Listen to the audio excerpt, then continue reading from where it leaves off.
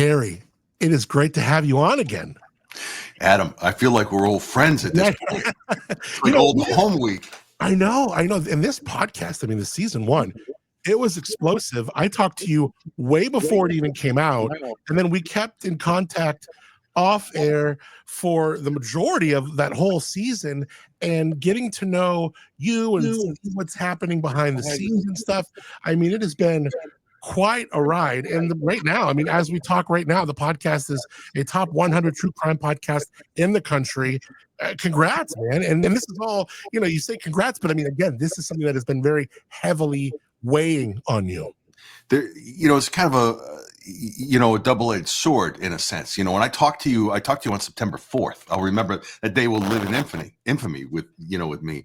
But when I talked to you, I had no idea whether I was going to get 1,000 people to listen to it or 10,000 people to listen to it. In January, I got 83,000 downloads. I released one episode. That was the last episode. And I'm thinking 83,000 people for this podcast. The slow and passive audience is one thing, and I love it. I love my connection to it. But the rest of the country, and I'm Canada, in the Bahamas, in Australia, and in India, and other, like, people are listening from places all over the world. And true crime, I had no idea about this when I started. There are 23,000 true crime podcasts on Apple alone.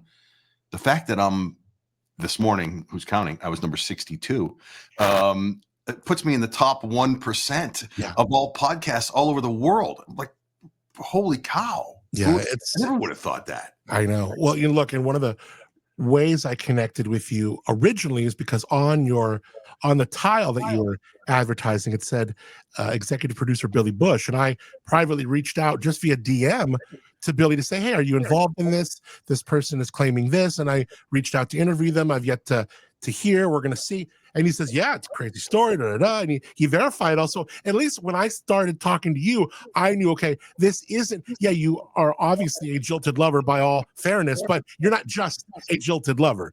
There was really something, and everything you said checked out. And it was interesting because it's all the people that came up to me and said something as recently as this weekend in Santa Barbara at World of Pinot Noir. A listener came up and said, oh my God, are you ever going to talk to him again? There's this amount of side eye a little bit. And I'm curious to what you have experienced, like whether it's skepticism or whether it's, was it like ability because you're going after a woman? What have you been dealing with as far as any kind of side eyes or skepticism? That's a great question. The first thing, and you don't ever want to do this if you're doing what I'm doing, and I know better. You don't ever want to look at reviews because there's a handful of reviews on Apple that are negative. Like, well, he tells the story and he repeats information and he's, I know Rachel, I work at the airport. This is not true. You know what I mean? There's a bunch of that. And then there are a whole group of people. After you and I talked, there's this group of cancer warriors that are based in SLO County, Paso, Tascadero. And those women attach themselves to this. And I talk to them a lot. They comment on the videos and all that. So there's this support mechanism that exists around this podcast for different pockets of people. And to me, that's been the most surprising thing. There's absolutely side eye. There are people, there's a woman on TikTok the other day who said, get over it. Get over it. She did this to you. Stop it. I'm bored, blah, blah, blah. I said, listen, there are millions of other accounts you can follow. I'm sorry. I don't want to be a that guy, but I am that guy. Like, if you don't like it, I'm sorry. I'm trying to share a story from my heart. This happened to me. And by the way, the one thing I found out when I was done with this and honestly through the process is that I wasn't alone. I wasn't alone in being scammed, obviously, but all of these other people, Rachel's first husband, Rachel's first boyfriend. I just talked to that guy. She ran a pregnancy scam on him with twins. She stole her sister's ultrasound. Other boyfriends, other guys, people started to come out of the woodwork that wanted to talk to me, which to me is the biggest surprise. And I'm blown away by that. And quite frankly, by the support, the fact that I can be at number 61 or 62 without a new episode in the top 1% of all these podcasts is a head scratcher for me. Yeah, people are catching up on it. That's so cool. Let me ask you, being under this intense spotlight, sharing such, really raw truths, has it liberated you or kind of left you feeling even more exposed? What's the trade-off been like on a personal level? I have a similar background to you. I grew up in radio from the time I was 14 years old. And that was a business that I was in for a long time. So I get the fact that people will listen to you. And if you share things about your personal life, they'll want to talk to you about it. I've been separated from radio for a long time and left being on the air in 1993 or something, a million years ago.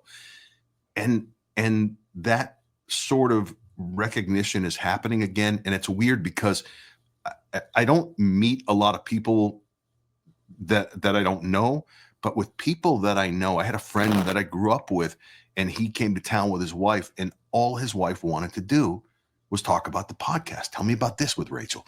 Tell me about that with Rachel. So there's a lot of that happens, and that's what you get. You expose yourself to people. I just know how to deal with it differently.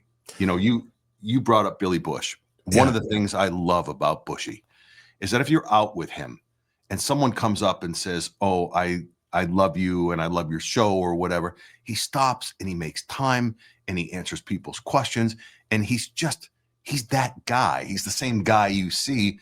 And I guess to me, that's the lesson I learned between being on the radio and saying to people, I don't know you. And kind of not being a jerk, but just like, there's a small modicum of recognition that comes with doing this kind of thing, and how you respond to people is critical.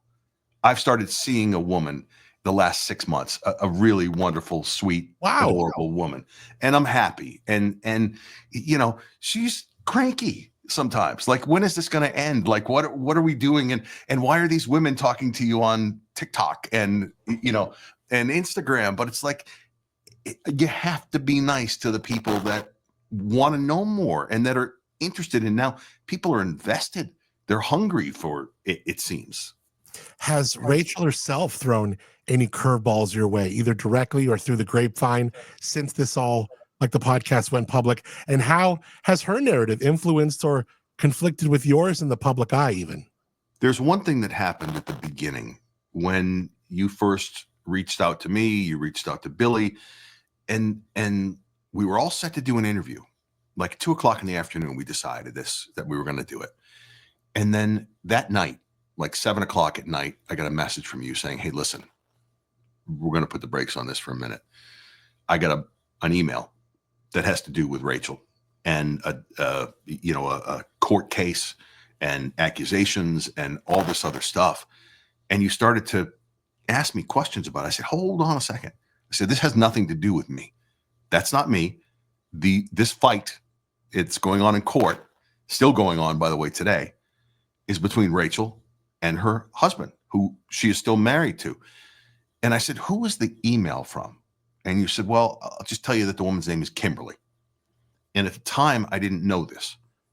But between September 4th and today, when I went back and looked at my emails from Rachel, which I really hadn't investigated, you know how when you look at an email that someone sent you, you can see your name if you were to reply to it and go, "Oh, well, someone sent this message to Harry."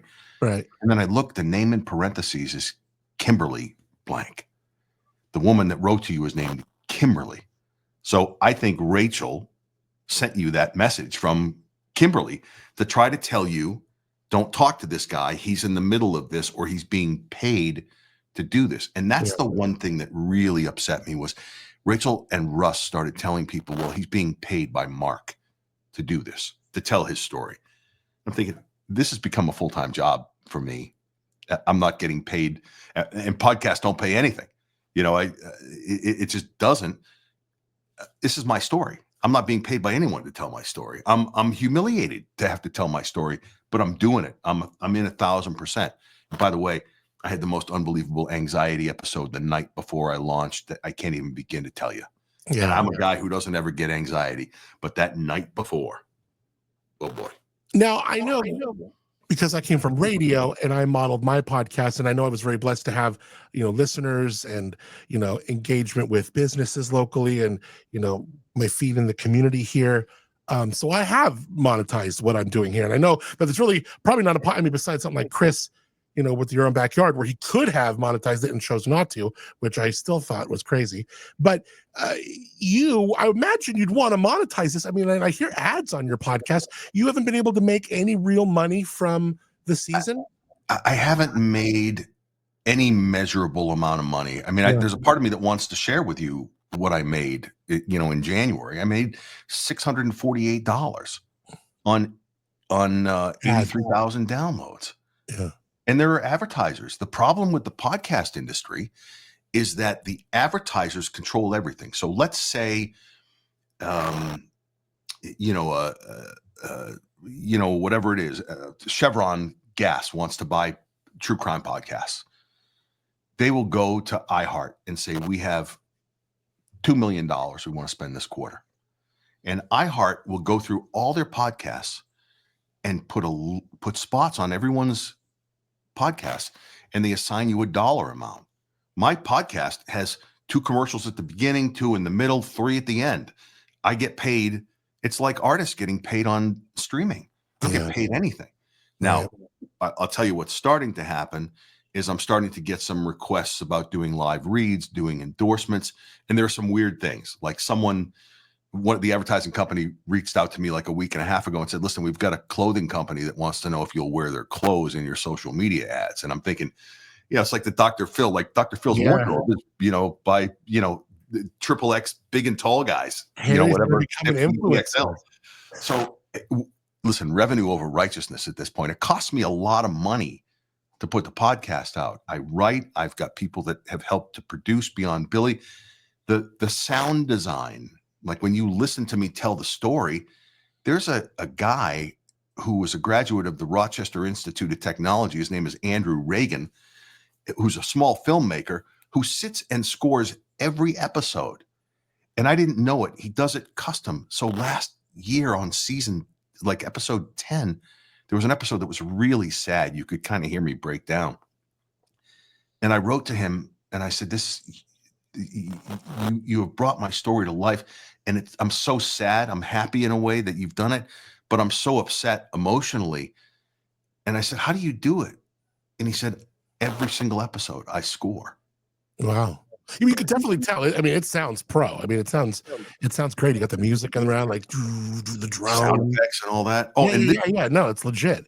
Now you've peeled back the layers of your life here, and I'm curious: has airing this podcast been a healing process, or has it stirred up more shadows than you anticipated? It's a good question. People said, "Have you gotten any therapy? What are you doing? What's your healing journey like?"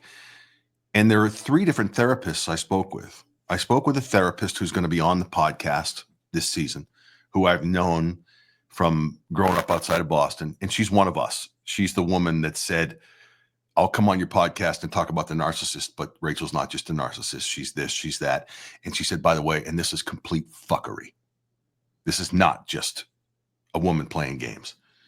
And then she directed me to a woman who does something called EMDR therapy. And that's for victims of trauma. And this woman said, you're a trauma survivor. What you went through, I was suicidal.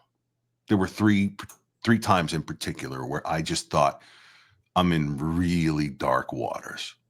I don't know what to do. I don't know how to cope with this. And this wasn't after she was exposed. This was when I thought she was dying. Like, what else can I do? I got nothing else.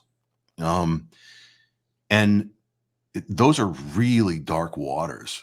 And I think part of what I'm doing here, especially this season, is to try to bear as much of my soul as I can, and then encourage people. And I'll do this with Donna when she's on to get help if you need it. And then Donna sent me to, this other therapist. And then there's a friend in Maine who is a therapist, but just wanted to listen to it.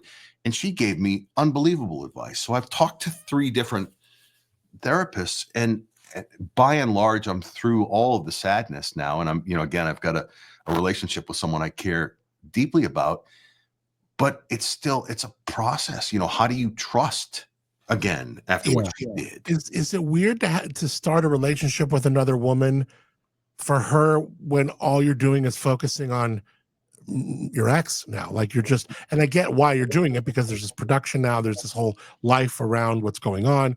But in essence, you're just retreading these waters. It's got to be tough for a new woman to wrap her head around and to probably like. Has that caused any issues yet? She went into it knowing everything, right? Did you meet her through the podcast? Is she a listener? I can't. I that's something I will not discuss. Well, I think you just answered it. You met a listener. Whatever. You're dating look at this. Okay. No, I mean, no shame. I mean, this is someone who found you through this. I'm guessing, is my guess, and you've created a little bit of a rapport with, to say the least. She's not just a listener of the podcast. There's another thing that's involved. But yeah, I met her how about this? I met her as a result of the podcast. Sure. Yeah. Okay. Well, congratulations. That's still nice to find someone who you enjoy their company and might turn into something. Who knows? We just went on vacation. I hadn't been on vacation in like 10 years. So wow. I actually took a break and took 5 days and went and floated around in the pool and drank, fruity drinks and ate my face off and relaxed for a few days, which I needed to do because this is a full-time job. But it's difficult for her at times because she will say, when is this going to end? Sometimes there are times she's really engaged in it. And I feel like she's my person in this, but I've got a whole unit of people that are in this, from Billy to my friend Matt Grasso, who's helped to produce and write and others. But with her, it's different. And I still have Rachel's initials tattooed on me. And the only reason that I do is because Billy said, don't remove it. Don't throw anything out. Don't throw the ring out. Don't throw the stuff that she made, because we're going to do something with video for this, whether this ends up, on Hallmark or Hulu or Netflix or something. I'm going to pursue that. And when you get that tattoo removed, you gotta tape that.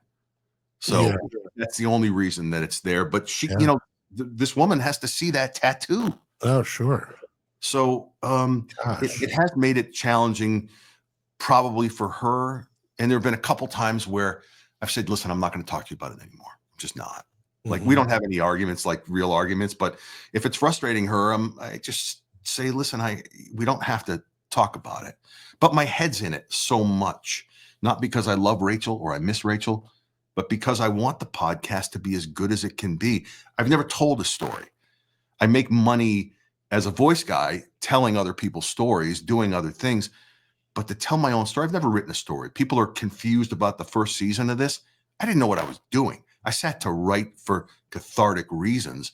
And then it turned into this narrative. The second season is much different. I bounce around, but there's a lot of detail and it's organized in a different way. So hopefully, if you were frustrated in any way by the first season, I think you're going to like the second season. What new developments have cropped up in this saga? Anything you can share that might surprise us or add another layer to the story? There are a couple of things, and I've touched on them a little bit in social media, but one thing that has come up in the last couple of days, and this is frightening in a way, is there are two different people that I've spoken with that are going to be on the podcast that work at the airport.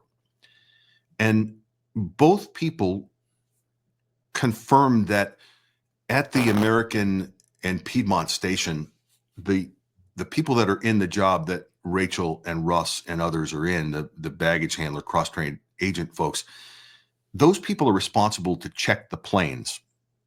When people leave the planes, they clean the planes and help to clear them. But in the morning, especially the first shift of the day, their responsibility is to go into the plane, not just check the bulkhead, but there are apparently other cubbies on the plane. And they're to check everything.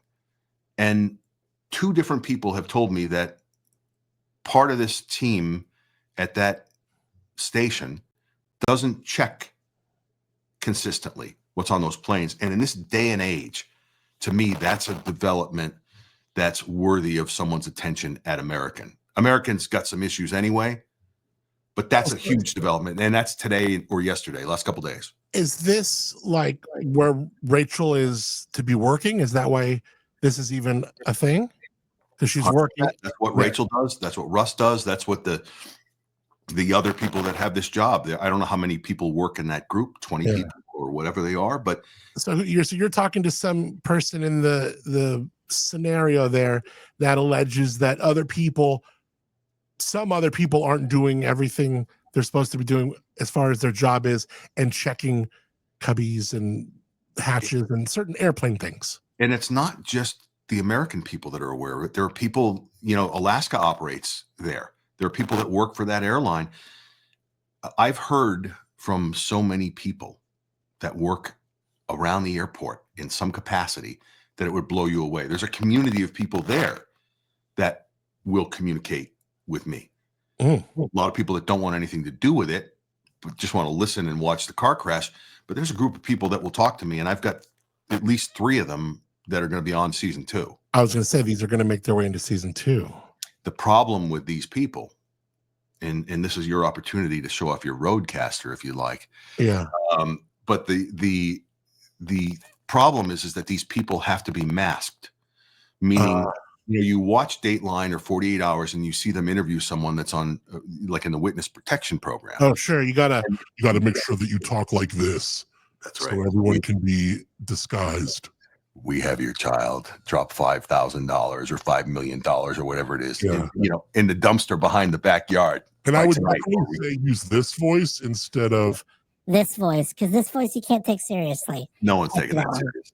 Yeah, you need the big voice. But so these 3 people are going to sound like that, and if I use their video, then I have to mask out their face. So someone could easily say, "Well, that's a lie," or "That's whatever." The interview I did today was almost 90 minutes. I've got to figure out what to cut because it's all so good and so damning about Rachel and Russ. Quite frankly, wow, it's huge. So that's one piece of it. That's a safety issue. Anyone that flies out of that airport and flies on American ought to know that is potentially happening. Was this person alleging that Rachel specifically is not checking her stuff? Nope. I'm not saying that. Okay. I'm not saying that. I'm saying that there are people that are on that crew, and she works with Russ in that morning crew that aren't doing that work. So, but she wasn't saying it was Rachel. Or we don't. Well, she wasn't not saying or saying it. That wasn't the part of what she was saying. Let me clarify that. I guess I'm just trying to figure out what you're alleging, what significance. Obviously it's significance for the news of airplane stuff, but where does it play into this? It plays into it because this person, 2 of the 3 people, I haven't talked to the 3rd yet. 2 of these 3 people say that Russ and Rachel consistently avoid work and responsibility there. I'm not saying anything out of school there, but if they're avoiding responsibility, that means they're probably not. They're part of this group that's not checking planes. Rachel doesn't work in the afternoon. Rachel doesn't work at night or overnights. Neither does Russ. The 2 of them work together. They're joined at the hip. So if they're in the morning and that's happening, I'd be willing to bet.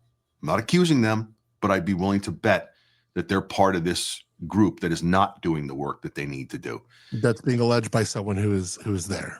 The other thing that came up that's interesting to me is that what's happening at the airport is that there is this case involving Rachel and her soon-to-be ex-husband. When all the lies came out about Rachel, Mark, her ex, met with a bunch of women from the airport, and they're the ones that said, "Hey, listen, Rachel has told us that her second daughter or your second daughter has attempted to self-harm. Rachel's a helicopter pilot. Rachel's a trauma nurse, all this stuff." And Mark said, "Listen, no. And then he showed pictures of the daughter at the prom like the week before. And the women fell apart. They were giving her gifts. They were covering shifts for Rachel. Rachel lost all credibility at the airport, right? She doesn't have any people there. So what Rachel did is that she went to the airline after some of these women showed up on the witness list on the Mark case to testify on Rachel's character.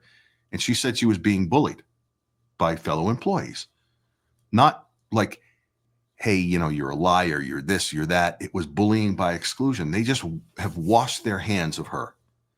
It's gotten so bad that Rachel and Russ, if they need to trade shifts to take days off, Russ has to pay them out of his pocket. So, here's $50. Will you cover my shift? Here's $50. Will you cover Rachel's shift? They get paid to do that shift.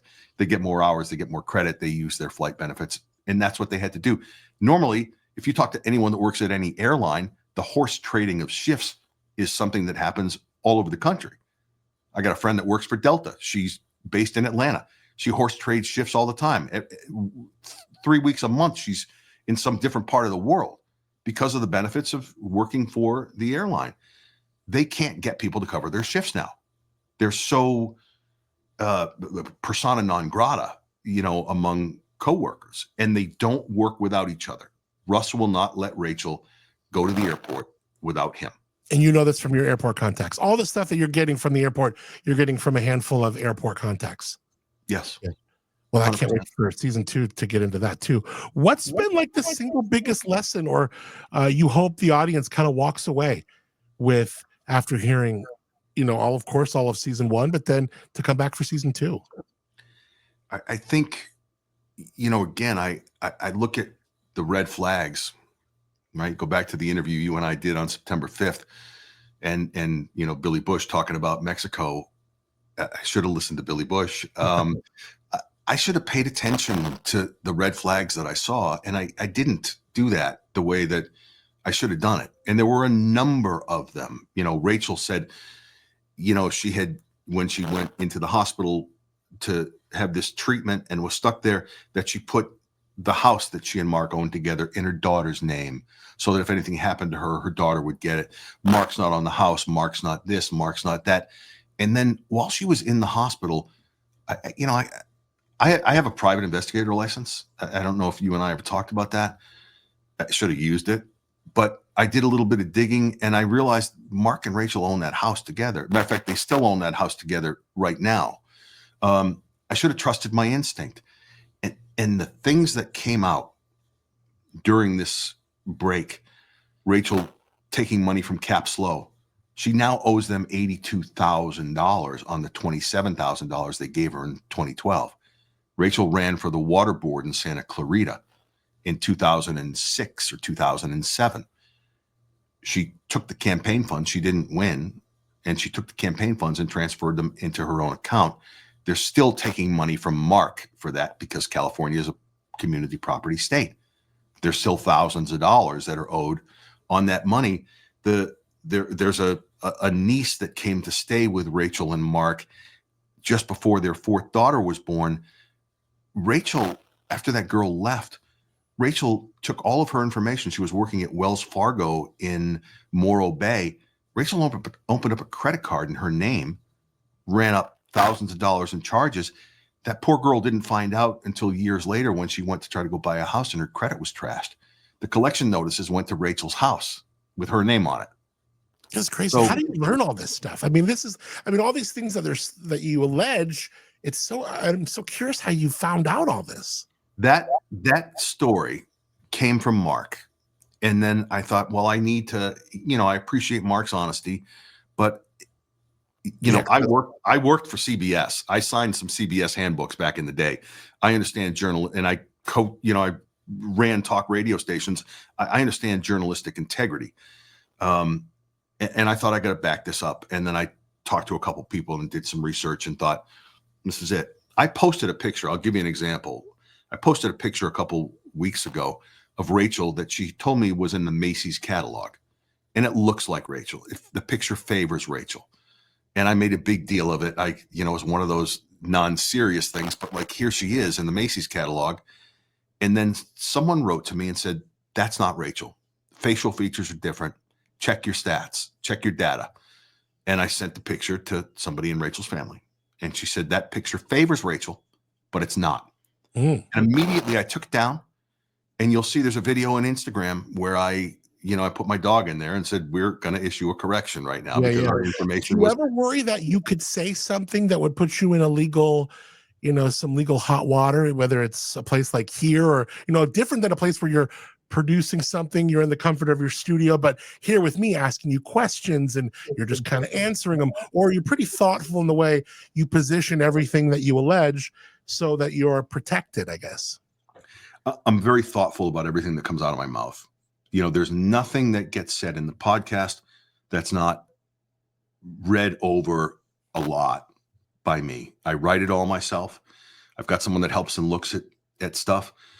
Any video I do, it's scripted out tightly. It may look like I'm just shooting the breeze, but everything is tight. Every word that comes out of my mouth is my truth from evidence that I have. In terms of the lawsuit, this is going to sound crazy, but there's a part of me that thinks I kind of want Rachel to sue me. And I'll tell you why. If she sues me, then I can depose her. I have an attorney friend who is a shark among lawyers who has said to me repeatedly, I can't wait for the deposition. Every time I talk to him, when's the deposition? When are we going? Is it go time? And I'm not inviting the lawsuit, but at the same time, I'm thinking if she's fool enough, then every bit of this evidence is going to come out. One thing Rachel did to destroy evidence, she did this really to protect herself with Mark, but she told the police, a local police department where you are, that Mark got into her phone and completely deleted her iCloud account. Well, our phones all have two-factor authentication. It's impossible to wipe someone's iCloud account without them getting notified on it. Mark didn't have any access to any of that. The reality is that I don't put anything, away from her. I don't think nothing is beneath her. But she went to the police and said he did this. This was another false accusation. She's made these false police reports. She sent herself texts saying, end your life. You're a loser. Nobody wants you around, blah, blah, blah. But I sent her a text message last May after she was with Russ, all this other stuff. And I said, I would have given my life for you. Sent her a picture, said I would have given my life to you, but instead you couldn't tell the truth and everything went to hell. And I got a message at 3:00 in the morning from a number I didn't recognize. And it said, I would have given my life for you. And then when this stuff happened with Mark and Rachel, they said, there's a phone number that's sending Rachel text messages. And I said, tell me what the number is. And the lawyer said, I can't tell you, but you can tell me what you have. So I said, here's the number. And she said, what? And I repeated it. I did the same thing with the police. And they said the number that Rachel texted you from is related to the number that she said was texting her these awful messages, was sending herself texts. She used that information in family court. Judge Duffy in the Paso Robles family court, probably a good judge. She had it with Mark and Rachel, but she never looked at my evidence. Rachel turned around, went to the police, and got Mark in trouble. And to me, it's unthinkable. It's unfathomable because Mark can't see his kids right now. And that's heartbreaking to me. So if anything comes of this podcast, I can help Mark get to his kids again because their mother is telling horrific lies. Yeah, it's like this drama is so much that just to add on the whole Mark aspect of it, it just feels like, and I know you're going to sort it out and you did in season 1. When can we look forward to season 2, Harry? Two things here. Season 2 is going to be on the 20th of March. So, a week and a half from the time this airs. And I wanted to do this with you. I wanted to make the announcement with you. And you're going to hear Rachel's voice on season 2. And I want to explain that to you. And I want to tell you and show you what you're going to hear. I do some voice work. And one of the things I've done is I've built a clone of my voice for voice projects. I had a tape that Rachel sent me, a birthday message, just one tape of her voice. And I took it, it's 30 seconds long, and I entered it 10 or 11 times into my voice clone. and I built a clone of Rachel's voice, and I sent that clone of Rachel's voice saying a bunch of stuff to Mark. And he said, hearing her voice just really makes me sick. And I said, that wasn't her voice. It was her voice, but it was a clone. This is it. Area. If I wake up and I don't remember anything or even a few things, just be patient if you can. Please just remember that I love you and I want you more than you may know. Want you to leave me. I love you. Think about that. Did I she sound quote like all that? these things. Hold on one second. Go ahead. Say it again. Did she sound just like that? Like, is that a good, true? For Mark, who was married to her for 22 years, to say hearing her voice makes me feel sick. Whoa. I got her husband. Yeah. So now, right. Dang. anyone that I will hears always forever be your girl, no matter what happens to my mind. anyone that hears that voice is going to say, that's Rachel. Well, listen, we know what AI, good or bad, is, but I now have Rachel's voice. So Rachel's voice is going to appear in this podcast, and her voice will be messages from my phone that I can back up if push comes to shove and there's a lawsuit. Well, you want to sue me for using AI for her voice? Well, she sent me that tape. I got a case against her too, right? I can sue her as well. Well, season 2 sounds like it's cooking up. Let me ask you one more question. Looking at how media shapes personal narratives, what changes would you advocate for in how stories like yours get covered and conveyed, especially through podcasts? I think it's a slippery slope. I think there are a lot of people that use AI for nefarious purposes. I think the media definitely shapes things on their own. I love the idea of people telling their own stories. I never would have imagined, me telling this story. I think I said during the first season, there are times where I close my eyes and I can hear Keith Morrison's voice narrating, my story. It drives me a little crazy, but I think that there's good in it. And I'm a crime TV addict. I'm a cigar smoker, and I go to this cigar lounge down the street several nights a week. And if I have control of the TV, I have a friend that says Harry likes 3 kinds of shows. He likes shows about people getting killed. He likes shows about people killing other people. And he likes shows about people scamming people. And I'm an addict, but now I'm not only addicted to these shows, I'm one of these shows. Mm-hmm. So, wow. Well, season 2, March 20th, The Messenger, the Rachel cancer scam. Season 2 is going to have, people within the workplace. You have an interview with her daughter, I understand. Two-part episode of her daughter, the daughter formerly known as Madison. 2 parts with Mark. There's one episode with a woman at the airport that the raw file is 90 minutes. I got to figure out how to make that work into 2 episodes. Her former mother-in-law, an ex-boyfriend that she scammed, saying she was pregnant. At this point, we're looking at 20 episodes. I got to be done. At the end of this, I got to be done. Yeah, man. Well, congrats on you. Earlier in the episode, you dropped that you are seeing a new person. That's exciting news. So congrats on that. I hope that your peace and wellness is always at the forefront of all this. I've enjoyed keeping in contact with you. I'll continue. And of course, I thank you for being up and at 'em, Harry. And we'll put links in the show notes to everything Rachel Cancer Scam. And thanks again for being up and at 'em, dude. I wish we could be doing this in person, because I would stand up and give you a big old man hug right now. I feel like I know you. I appreciate you, and I love you for doing this. Well, whenever you come out to California, let me know. Absolutely, I will. Talk soon. Thanks.